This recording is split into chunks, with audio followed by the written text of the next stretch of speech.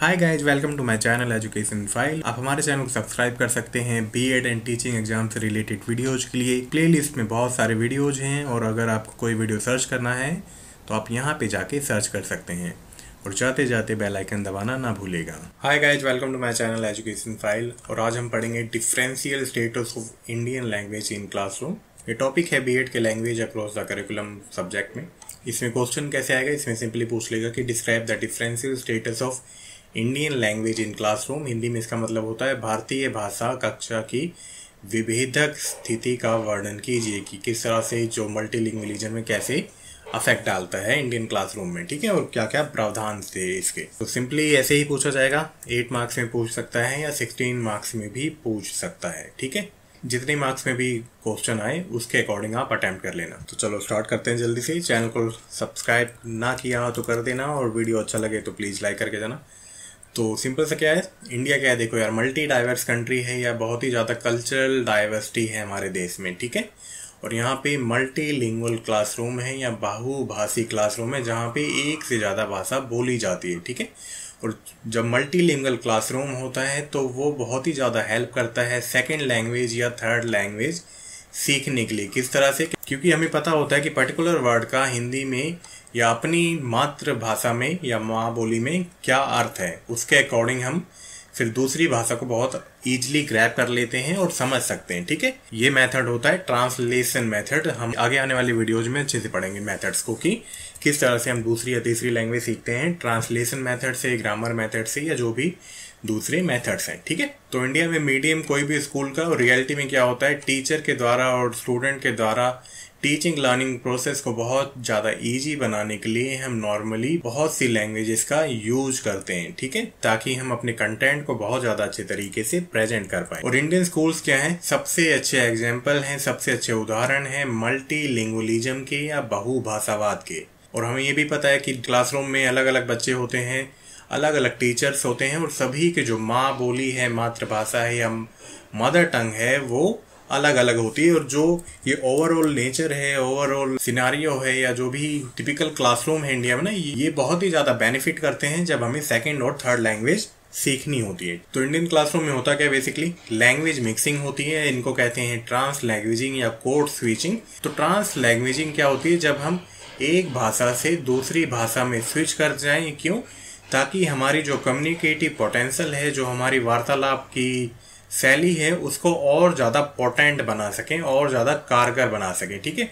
Suppose ये लिखा है इंग्लिश में लेकिन मैं हिंदी में बोल रहा हूँ, ताकि जो कम्युनिकेटिव पोटेंशियल है, जो क्षमता है इस ओवरऑल पीपीटी की, इस ओवरऑल वीडियो की, वो बहुत ज़्यादा अच्छे से आपको समझ में आए, ठीक है। तो आप यहीं पे एग्जाम्पल देख सकते हो कि मैं ट्रांस लैंग्वेजिंग कर रहा हूँ या लैंग्वेज मिक्सिंग कर रहा हूँ ताकि आपको अच्छे से समझ में आए, ठीक है। इसी को कहते हैं ट्रांस लैंग्वेजिंग और ये इंडियन क्लासरूम में बहुत ही ज़्यादा देखी जाती है। सपोज हम नॉर्थ में रहते हैं तो यहाँ पे क्या बेसिकली हिंदी है और इंग्लिश बोली जाती है, जो भी आपकी मदर टंग है, ठीक है।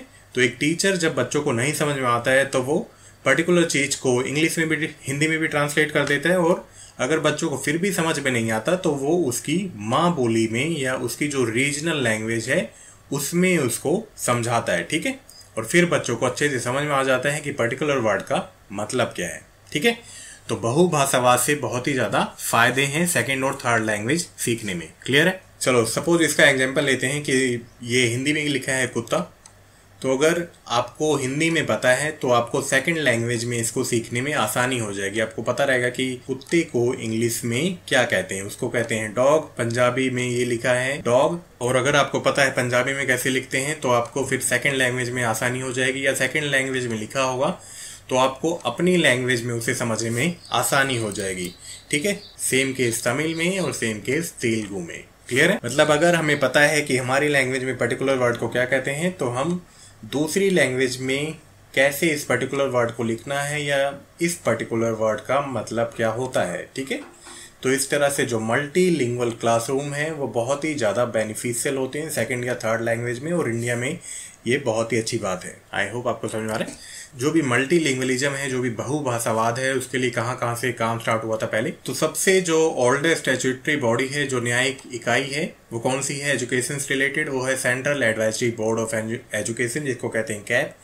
तो 1940 में लैंग्वेजेस को लेके बहुत ही ज़्यादा डिस्कशन चल रहा था। और डिस्कशन किस पे चल रहा था, तो वो 5 मेजर इशूज थे जिस पे डिस्कशन हो रहा था। ये डिस्कशन हो रहा था कि किस तरह की लैंग्वेजेस यूज की जानी चाहिए स्कूल में, ठीक है। सेकंड और थर्ड लैंग्वेजेस कैसे इंट्रोड्यूस की जानी चाहिए, इंग्लिश का क्या रोल हो और क्या प्लेस हो, हिंदी का क्या रोल हो क्या प्लेस हो, संस्कृत और जो भी माइनर लैंग्वेजेस हैं उनको कैसे स्कूल में अप्लाई किया जाए, ठीक है। तो जो थर्ड लैंग्वेज या 3 लैंग्वेज फॉर्मूला का गठन हुआ वो कहीं ना कहीं इन्हीं डिस्कशंस को लेके हुआ माइंड में, ठीक है। मतलब फर्स्ट लैंग्वेज तो जो भी मदर टंग होगी, सेकंड लैंग्वेज इंग्लिश या हिंदी, थर्ड लैंग्वेज मतलब संस्कृत या जो भी मॉडर्न इंडियन लैंग्वेजेस हैं, मॉडर्न इंडियन लैंग्वेज में आती हैं उर्दू, फारसी, संस्कृत, एसएमीज, बंगाली, जो भी अलग अलग लैंग्वेज हैं। 23rd मीटिंग हुई 1956 में और कैब ने 3 लैंग्वेज फार्मूला डिवाइस किया, जिसके तहत उन्होंने ये 2 फार्मूला दिए, ठीक है। पहला फार्मूला था कि मदर टंग या रीजनल लैंग्वेज हो, देन उसी में एक और बात कही कि कंपोजिट कोर्स हो जिसमें मदर टंग और रीजनल लैंग्वेज हो। सॉरी, ये थर्ड पॉइंट है, ठीक है, ये सेकंड पॉइंट है। थर्ड पॉइंट में इन्होंने कहा कि कंपोजिट कोर्स हो मदर टंग का और क्लासिकल लैंग्वेज का, ठीक है। फोर्थ पॉइंट कहा कि रीजनल लैंग्वेज हो और क्लासिकल लैंग्वेज हो। बी पॉइंट का इन्होंने हिंदी हो या इंग्लिश हो। सी पॉइंट इन्होंने कहा कि मॉडर्न इंडियन लैंग्वेजेस हो या मॉडर्न यूरोपियन लैंग्वेज हो, फ्रेंच या जर्मन हो, जो कि लैंग्वेज ए और बी में ना पढ़ी हो, ठीक है। मतलब यहाँ पे भी ना हो और यहाँ पे भी ना हो, उसको थर्ड लैंग्वेज डिफरेंट लेनी होगी। अगर आपको ना समझ में आए दोबारा देख लेना। चलो, सेकंड फॉर्मूला है ए, तो ये सेम है, जो भी ये पॉइंट्स है ना, ए सेम है। बी में इन्होंने कहा कि इंग्लिश हो या मॉडर्न यूरोपियन लैंग्वेज हो, French, German kind of thing. चलो, देन सी में कहा इन्होंने कि हिंदी हो जहाँ पे नॉन हिंदी स्पीकिंग एरिया आ जाओ। सपोज केरला का एग्जांपल लेते हैं, तो वहाँ की माँ बोली होगी कि केरला में जो भी लैंग्वेज बोली जाती है, सेकंड लैंग्वेज में वो ले लेंगे इंग्लिश या कोई भी मॉडर्न इंडियन लैंग्वेज, और थर्ड लैंग्वेज में उन्हें लेनी होगी हिंदी, ठीक है।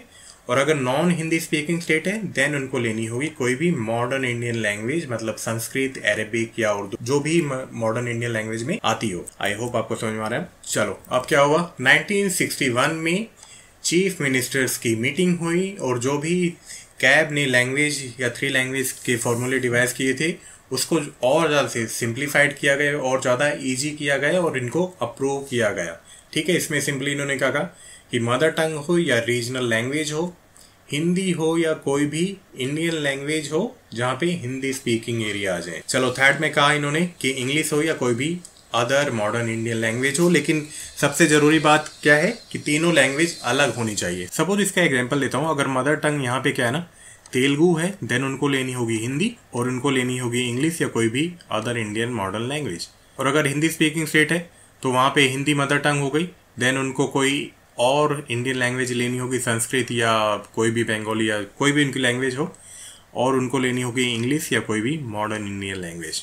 क्लियर है। चलो, देना है DS कोठारी जी का कोठारी कमीशन या नेशनल एजुकेशन कमीशन। तो इन्होंने भी क्या कहा, इन्होंने 3 लैंग्वेज फार्मूला को रिकमेंड करने की बात कही, जिसमें इन्होंने कहा कि मदर टंग होनी चाहिए या रीजनल लैंग्वेज होनी चाहिए, ऑफिशियल लैंग्वेज होनी चाहिए यूनियन की या जो भी एसोसिएट ऑफिशियल लैंग्वेज हो यूनियन की, मतलब जो भी सेंट्रल लैंग्वेज हो, और कोई मॉडर्न इंडियन लैंग्वेज हो या फॉरेन लैंग्वेज हो जो कि कवर ना हो फर्स्ट एंड सेकंड में। कुल मिला के क्या बात है, तीनों लैंग्वेज अलग अलग होनी चाहिए। चलो, देन आया NCF 2005, जिसमें उनके चैप्टर 3 में उन्होंने क्या कहा कि स्पीच, लिसनिंग, रीडिंग, राइटिंग सभी को करिकुलम में बहुत ज़्यादा अच्छे ढंग से यूज करना होगा ताकि कंटेंट बहुत ही ज़्यादा ईजी हो जाए, ठीक है। क्योंकि लैंग्वेज क्या करती है, फाउंडेशनल रोल प्ले करती है, एक बेस बनाने में, एक न्यू बनाने में हेल्प करती है नॉलेज का। इन्होंने भी क्या कहा कि 3 लैंग्वेज फार्मूला को अप्लाई करना चाहिए। इन्होंने कहा कि जो भी मीडियम ऑफ इंस्ट्रक्शन हो ना, वो बच्चे की जो माँ बोली है या जो रीजनल लैंग्वेज है उसमें होना चाहिए। ट्राइबल लैंग्वेजेस का भी यूज होना चाहिए जहाँ पे नेसेसरी है। चलो, इन्होंने कहा कि जो इंडियन सोसाइटी है ना ओवरऑल वो बहुभाषी है और जो कि बहुत ही ज़्यादा अच्छी है स्कूल लाइफ को एनरिच करने के लिए, उसको बहुत ही ज़्यादा परिपूर्ण बनाने के लिए, ठीक है।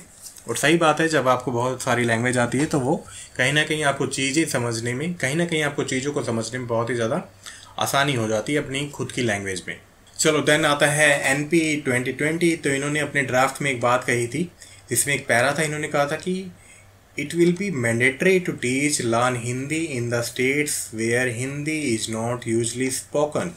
ये बहुत ही ज़रूरी है कि हिंदी का यूज हो पढ़ाने में और सीखने में जहाँ पे हिंदी नहीं बोली जाती है। लेकिन तमिलनाडु ने फिर से अपोज किया, हर बार यही करता है 3 लैंग्वेज फॉर्मूले को लेके अपोज। तो उसमें से फिर क्या हुआ ना, मैंडेटरी लर्निंग ऑफ हिंदी को हटा दिया गया। ठीक है, मतलब पहले तो सरकार ने कहा था कि मैंडेटरी होगी जहाँ पे हिंदी नहीं बोली जाती, लेकिन तमिलनाडु हमेशा की तरह अपोज करता है, इसने अभी भी अपोज किया। तो उसमें से मैंडेटरी लर्निंग ऑफ हिंदी को हटा दिया गया। क्लियर है। चलो एनपीए 2020 में एक सेक्शन है जिसको कहते हैं multilingualism and power of language.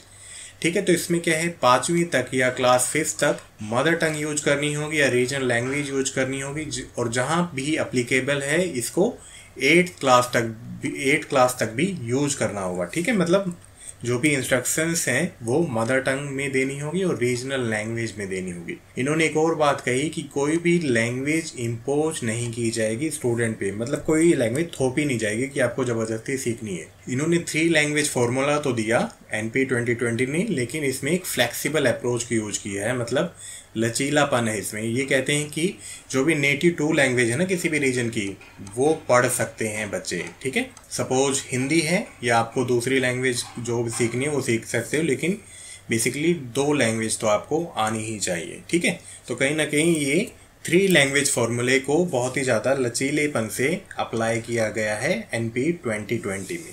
तो सभी पे अलग अलग वीडियो हैं, आप जाके और अच्छे से देख सकते हो, एनसीएफ पे, एनपी 2020 पे और कोठारी कमीशन पे। ठीक है, तो आई होप ये वीडियो आपको अच्छे से समझ में आया होगा कि लैंग्वेज का इंडियन क्लासरूम में रोल क्या है, मल्टीलिंगुअलिज्म का इंडियन क्लासरूम में रोल क्या है और क्या क्या प्रावधान हुए हैं हिस्ट्री से लेके अब तक। तो ये सारे रेफरेंस थे, मैं आपको प्रोवाइड कर दूंगा डिस्क्रिप्शन बॉक्स में, आप जाके और अच्छे से पढ़ सकते हो। तो वीडियो अच्छा लगा हो तो प्लीज़ लाइक करके जाना, चैनल को सब्सक्राइब करना और फ्यूचर नोटिफिकेशंस के लिए बने रहना बेल आइकन दबा के। मिलते हैं नेक्स्ट वीडियो में, till then bye bye, take care.